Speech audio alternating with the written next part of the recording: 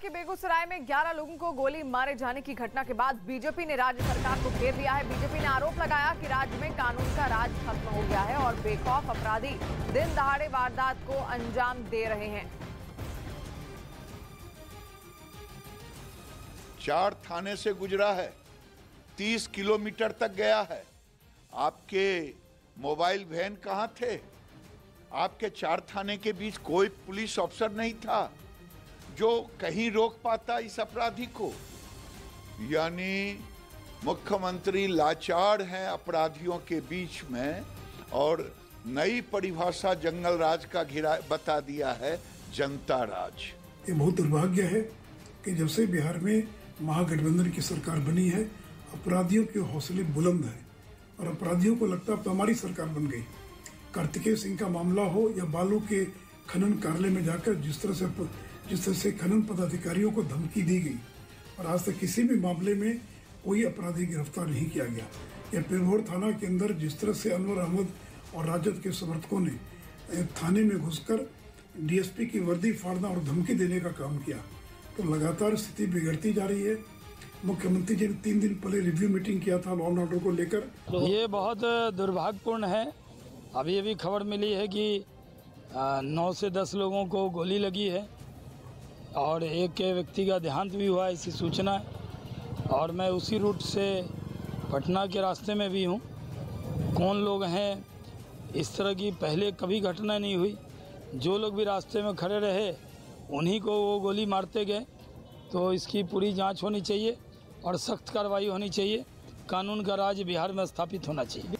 और बेगूसराय में दिल दहला देने वाली वारदात के बाद बिहार पुलिस मुख्यालय अब अलर्ट पर है, जिसके बाद पूरे बेगूसराय में नाकेबंदी कर दी गई है। दोनों बदमाशों की गिरफ्तारी के लिए छापेमारी की जा रही है और बिहार पुलिस की टीम सीसीटीवी वीडियो में बदमाशों को ढूंढ रही है। शुरुआती जानकारी के मुताबिक दोनों बदमाशों ने समस्तीपुर के रास्ते बेगूसराय में एंट्री की थी और फायरिंग के बाद दोनों आरोपियों के राजधानी पटना की तरफ भागने का शक भी लगातार जताया जा रहा है।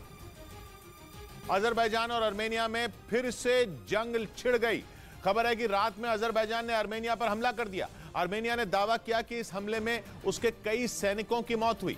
अजरबैजान और आर्मेनिया की सेनाएं पिछले महीने भी भिड़ चुकी हैं और एक बार फिर दोनों देश जंग पर उतारू दिख रहे हैं। खबर है कि अजरबैजान ने रात में ही आर्मेनिया पर मिसाइलें दागनी शुरू कर दी थीं और सुबह भी उसके हमले जारी रहे और पूरा इलाका धमाकों की आवाज से गूंज उठा। कुछ और तस्वीरें भी आईं जिनमें बहुत सारे सैनिक बॉर्डर पार करते दिखे। दावा किया गया कि यह वीडियो अजरबैजान के उन सैनिकों का है जो आर्मेनिया में घुसने की कोशिश कर रहे थे, जिसके बाद खबर आई कि आर्मेनिया ने भी अजरबैजान को जवाब दिया और उसके भी कुछ सैनिक मारे गए। हालांकि अजरबैजान ने उनकी संख्या नहीं बताई, लेकिन आर्मेनिया ने आंकड़े नहीं छिपाए। और रात में जंग शुरू होने की अगली सुबह आर्मेनिया के पीएम दुनिया के सामने आए और उन्होंने दावा किया कि अजरबैजान के हमले में उनके 49 सैनिकों की जान गई। Պաշտպանության նախարարության կողմից հաստատված 49 զոհ ունենք। आर्मेनिया मान रहा है कि यह संख्या बढ़ सकती है क्योंकि अजरबैजान जंग पर उतारू है और वहां खूनी खेल खेलना चाहता है। इस बार भी फसाद की जड़ वही पुरानी वजह है जिसका नाम है नागोर्नो कराबाख, जिसके लिए पिछले महीने भी अजरबैजान और आर्मेनिया भिड़ चुके हैं। और एक बार फिर जमीन के उसी टुकड़े के लिए लड़ाई हो रही है। आर्मेनिया का दावा है कि अजरबैजान ने उस पर ड्रोन के जरिए हमला किया, जिन्होंने बॉर्डर के आसपास के इलाकों में खूब तबाही मचाई। आर्मेनिया ने दावा किया कि जिस ड्रोन से उस पर हमला किया गया वो अजरबैजान को तुर्की ने दिए हैं, जिनका वो लगातार उसके खिलाफ इस्तेमाल कर रहा है। यही नहीं, आर्मेनिया ने इस मामले में रूस और सीएसटीओ की मदद मांगी है। 6 देशों वाले सीएसटीओ का पूरा नाम है the collective security treaty organisation, जिसमें रूस और आर्मेनिया शामिल हैं। ये संगठन सोवियत संघ टूटने के बाद बना था और इसका हिस्सा होने का मतलब मुसीबत के समय रूस सहयोगी देशों का साथ देगा।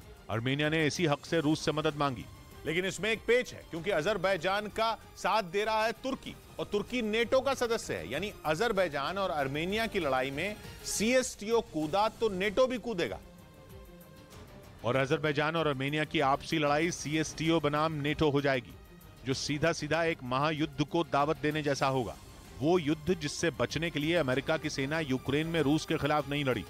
लेकिन अजरबैजान और आर्मेनिया जिस तरह से लड़ रहे हैं और इसी की वजह से ये खतरा पूरी दुनिया पर मंडरा रहा है, क्योंकि नागोर्नो कराबाख बोतल का वो जिन है जो 2 साल बाद फिर से बाहर आ गया है।